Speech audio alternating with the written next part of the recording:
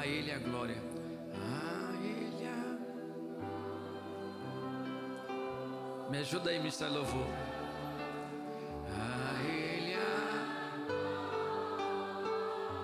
Pode ficar melhor. A Ele a glória.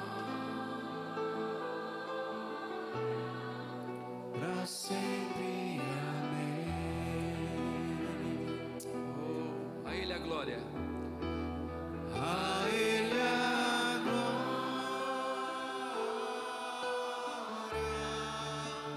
a Ele a glória,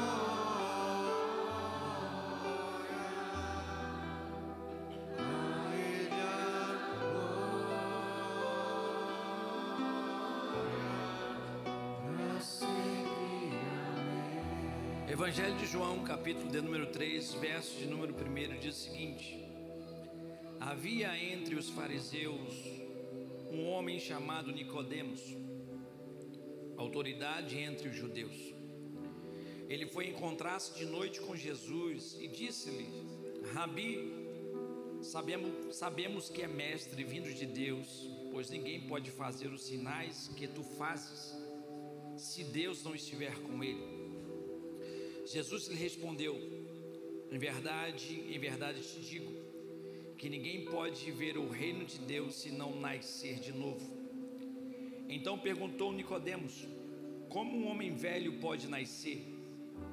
Poderá entrar no ventre de sua mãe e nascer pela segunda vez? Jesus respondeu: em verdade te digo, que se alguém não nascer da água e do Espírito, não pode entrar no reino de Deus. Verso de número 16: porque Deus amou tanto o mundo, que deu seu Filho unigênito, para que todo aquele que nele crer não pereça, mas tenha a vida eterna. Capítulo de número 4. Quando, pois, o Senhor soube que os fariseus ouviram dizer que ele, Jesus, fazia e batizava mais discípulos do que João, embora Jesus mesmo não batizasse mais os seus discípulos, saiu da Judéia e foi outra vez para a Galiléia. E era-lhe necessário passar por Samaria, pois chegou a Sicar, cidade de Samaria, junto à propriedade de que Jacó dera a seu filho José. Havia ali o poço de Jacó. Cansado da viagem, Jesus sentou-se junto ao poço. Era cerca da hora sexta. Então veio uma samaritana tirar água, e Jesus lhe disse: dá-me um pouco da água, pois seus discípulos tinham ido à cidade comprar comida. Disse-lhe então a mulher samaritana: como tu, um judeu, pedes de beber a mim, que sou mulher samaritana? Pois os judeus não se davam bem com os samaritanos. Jesus lhe respondeu: se conhecesse o dom de Deus, quem é que te diz, dar-me um pouco de água, tu lhe pedirás a ele e te daria água viva. E a mulher lhe disse: Senhor, tu não tens com que tirar a água, o poço é fundo, onde pois tens essa água viva? Por acaso és maior do que nosso pai Jacó, que nos deu o poço do qual ele mesmo bebeu, assim como também seus filhos e seu gado? Jesus lhe respondeu: quem beber desta água voltará a ter sede, mas quem beber da água que eu lhe der nunca mais terá sede. Pelo contrário, a água que eu lhe der se tornará nele uma fonte de água a jorrar para a vida eterna. Pai, te louvo por sua palavra, que a mesma possa produzir os efeitos necessários, Senhor, nas nossas vidas. Que teu Espírito Santo seja o nosso mestre, nosso ajudador. É o que eu te peço no nome do Senhor Jesus. Amém. Queridos, o que há de errado no mundo hoje? Certamente você já teve acesso a esses dois textos: o texto de Nicodemos e o texto da mulher samaritana. Geralmente, Adinho, nós ministramos essa palavra em apartado. Nós não conseguimos enxergar uma conexão entre esses dois textos. Há um propósito, porque eles foram colocados nessa ordem cronológica, onde no capítulo de número 3, Pastor Flávio, Deus está falando, e o texto fala de alguém que é prestigiado pela sociedade, de alguém, Romeu, que tem todo o prestígio, as pessoas o referendam, as pessoas sabem que é Nicodemos porque ele tem uma posição elevada, ele é mestre, ele é rabino. Posteriormente, quando a Bíblia fala desse líder prestigiado, onde estabeleceu um padrão moral, uma régua moral na sociedade, no capítulo de número 4 nós vemos o oposto disso. A mensagem que eu quero falar aqui mais uma vez é sobre o Evangelho, porque no capítulo de número 4 nós temos o oposto. Nós temos uma mulher que é intrusa, Anderson. Ela é uma mulher samaritana, e quando nós estudamos a origem dos samaritanos, quando o povo judeu, quando fora levado ao cativeiro babilônico, alguns ficaram e eles se uniram ao povo de Cananéia e formaram-se os samaritanos. De uma certa forma, o judaísmo com as pessoas da etnia de Cananéia formaram os samaritanos. Há um preconceito instalado aqui. Jesus nos ensina como igreja a romper todos os ritos da religião. Por isso o Evangelho é um escândalo. O Evangelho contrapõe a religião, porque Jesus, no texto da mulher samaritana, Carla, ele rompe a barreira racial. Não bastasse, ele rompe a barreira moral, porque não era moral um homem falar com uma mulher samaritana junto ao poço. Não era moral, porque na cultura judaica isso era reprovável. Como você, sendo judeu, pode se comunicar com um samaritano? O texto diz que ela vai na hora sexta. A hora sexta era por volta de meio-dia. No contexto histórico, não era o momento, não era a hora adequada para se apanhar água, porque as mulheres, elas vinham de manhã, pegavam água no poço para fazer as tarefas de casa.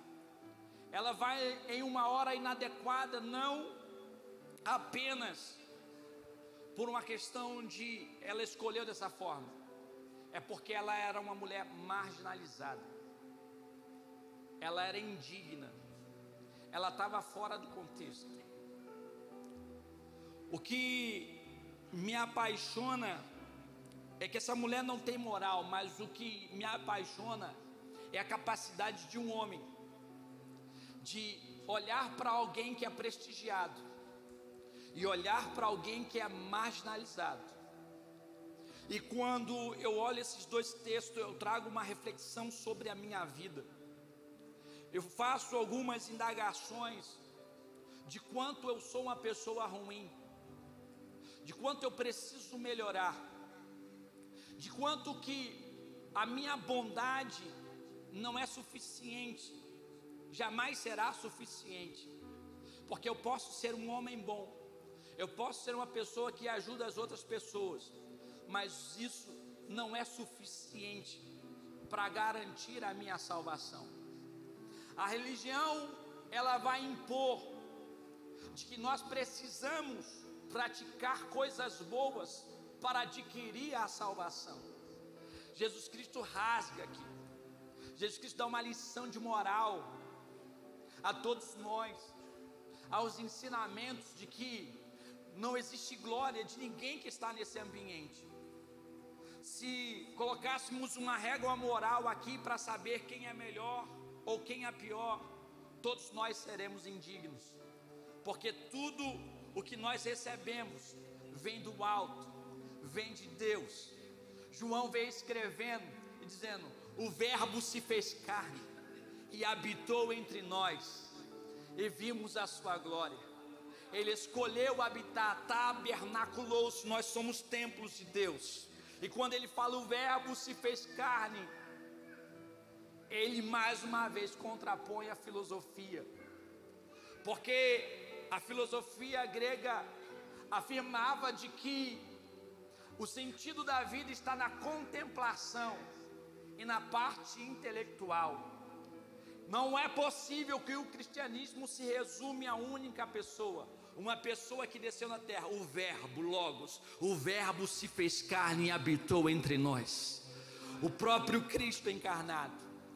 Jesus, quando vai falar com essa mulher, ele é afável, ele é delicado, ele traz consigo a capacidade de olhar para alguém que é rejeitado aos nossos olhos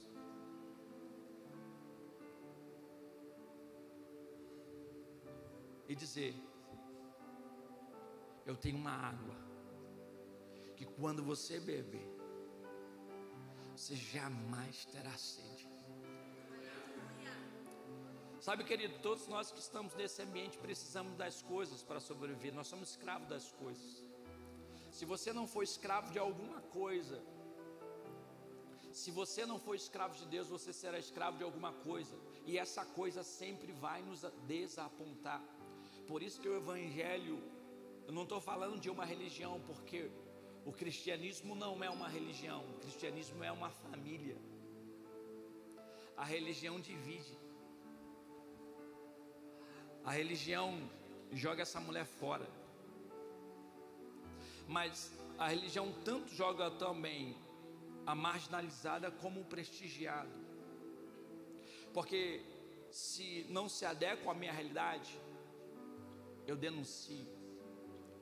Lógico, é muito comum, é natural, quando a gente fala do aspecto do pecado, isso soa mal, isso entona mal.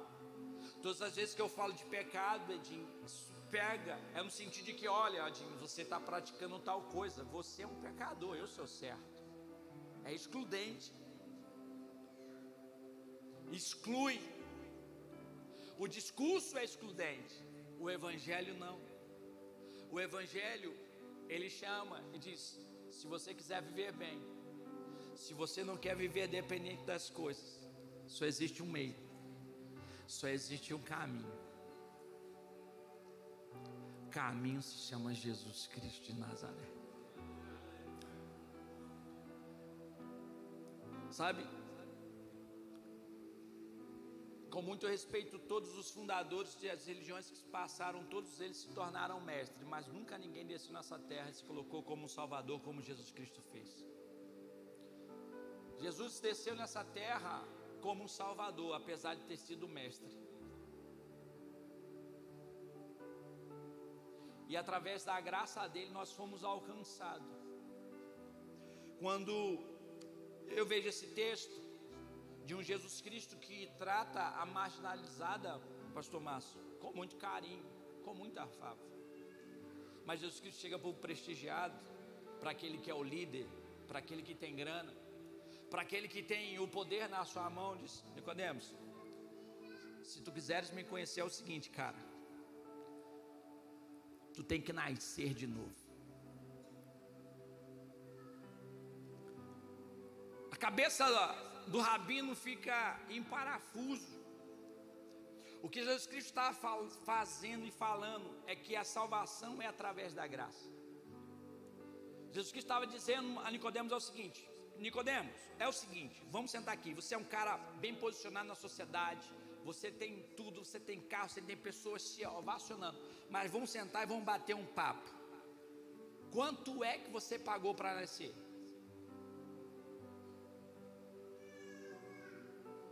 Qual o esforço, Nicodemos, que você fez para vir à vida?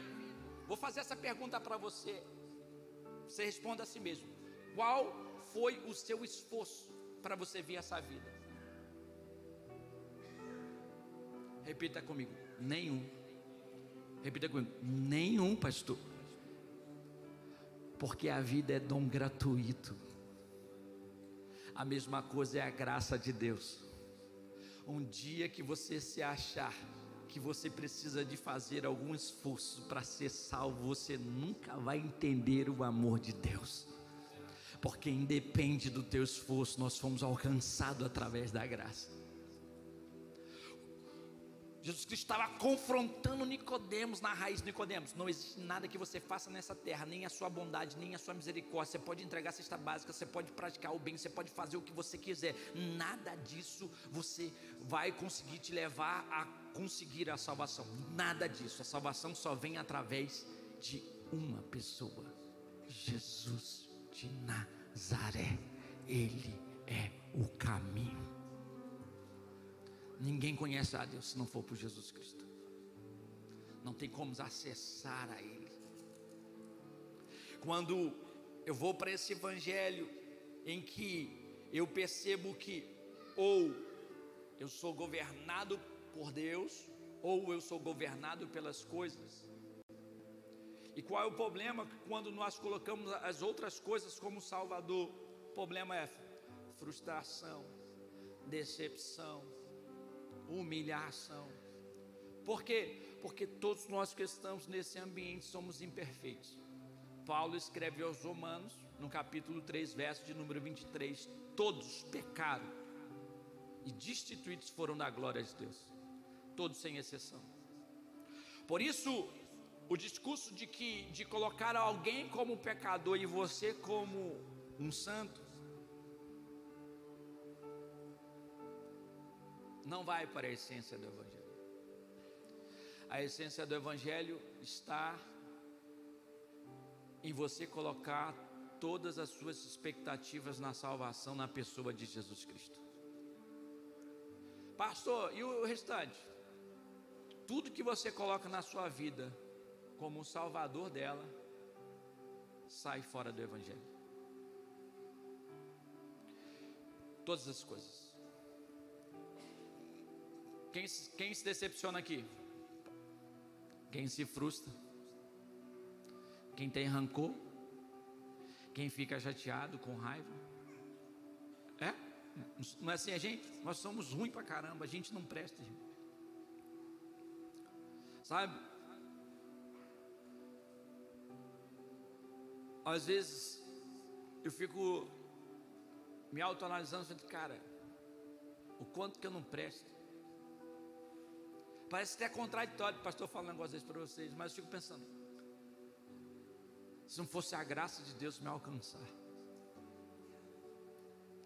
E todas as vezes que eu vejo que as coisas vai dominando a minha mente e o meu coração, eu falo assim: Senhor Deus, me perdoa, porque eu permiti que as coisas fossem superior às suas coisas.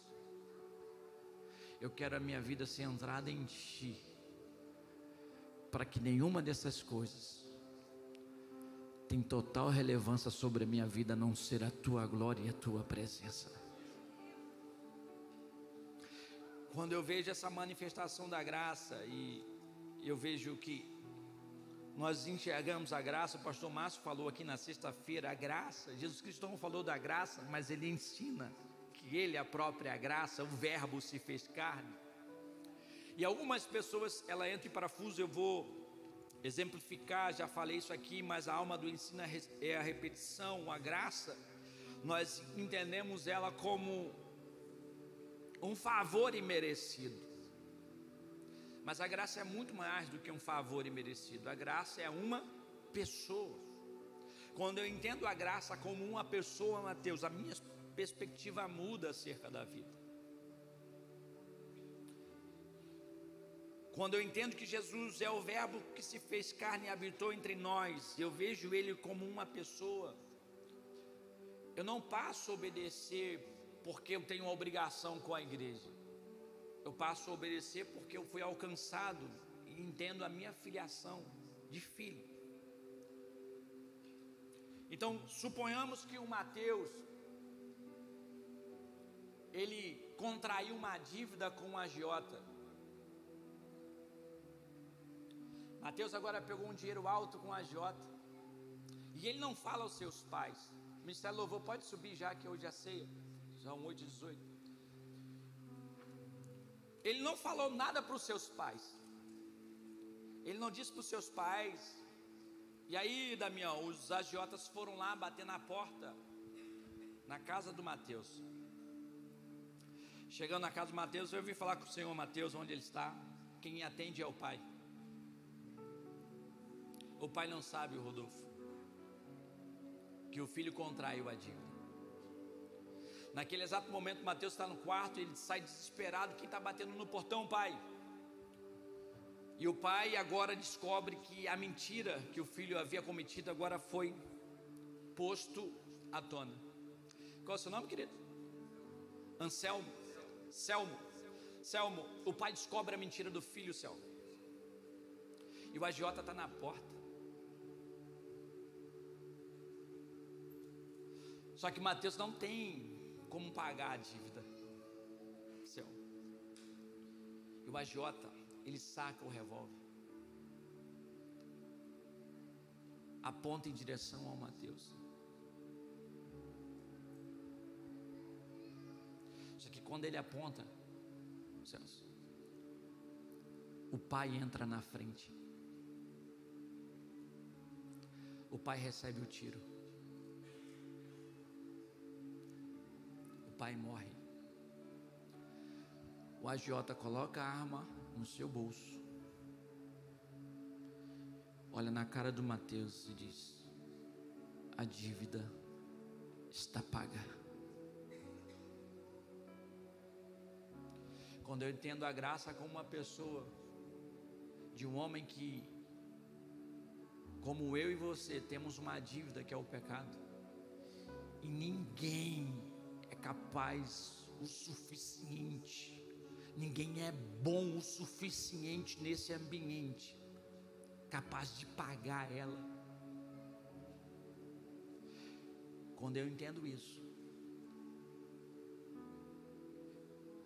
eu posso perguntar para o Mateus: depois que o teu pai morre na sua frente, você teria desejo novamente de contrair essa dívida?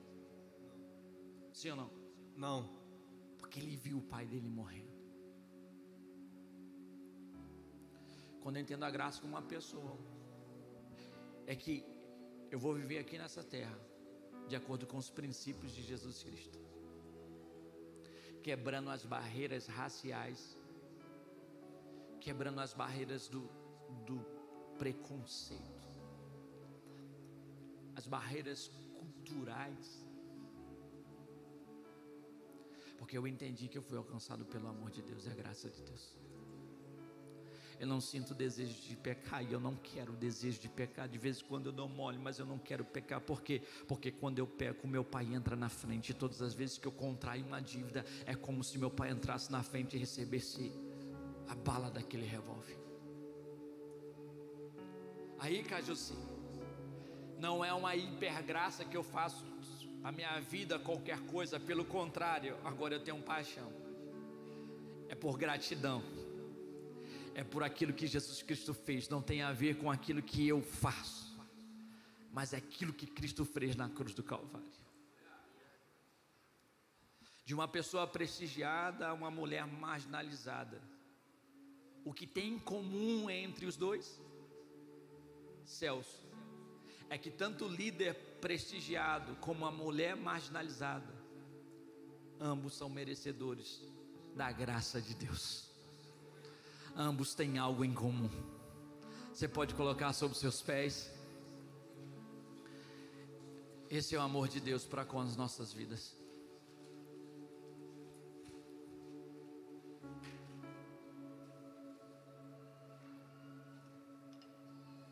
Irmãos, o Evangelho simplesmente é apaixonante. É apaixonante porque Sabe, eu tenho muitas decepções, eu tenho muitas frustrações, eu tenho muitas coisas que me tiram a paz, mas todas as vezes que eu vou para o Evangelho, eu entro num lugar de descanso, porque nesse lugar de descanso eu descobri de que eu não preciso provar para as pessoas que eu sou alguém, eu não preciso mendigar o amor de ninguém, porque Deus amou o mundo de tal maneira que se entregou por mim. Então hoje eu não sofro a necessidade de ficar mendigando o amor de ninguém. Eu sou amado, eu sou aceito, eu fui reconciliado, eu fui enxertado na figueira novamente, eu sou conectado com o Pai, não porque eu sou um homem bom, mas por causa de Jesus Cristo, a pedra angular, a pedra de esquina, o meu supremo pastor. Sabe, eu e você sofremos. Quantas noites eu deixei de dormir por causa de uma decepção, quantas noites eu perdi porque eu só pensei de que não era aceito pelos meus pais, pela minha família ou pela tribo que eu andava, e isso me feria, isso me machucava. Quantas vezes eu precisava falar para alguém de que eu era alguma coisa para provar que eu sou bom, mas quando eu vou para o Evangelho de Deus, eu sou livre, cara. Eu posso ser um pastor de uma igreja, talvez alguém possa me reverenciar, mas eu não estou aqui para provar para vocês que eu sou um cara bom. Bom é somente um que morreu naquela cruz, que se tornou vulnerável, que se entregou por mim que não merecia. Ele é bom, é Ele que nós precisamos reverenciar, é Ele que nós precisamos exaltar. Hoje o Evangelho me dá a liberdade de ser vulnerável como Ele foi vulnerável, de não ter que provar para ninguém que eu sou bom, porque por mais que eu faça, eu nunca serei bom o suficiente para obter a salvação. Eu queria adorar o Senhor.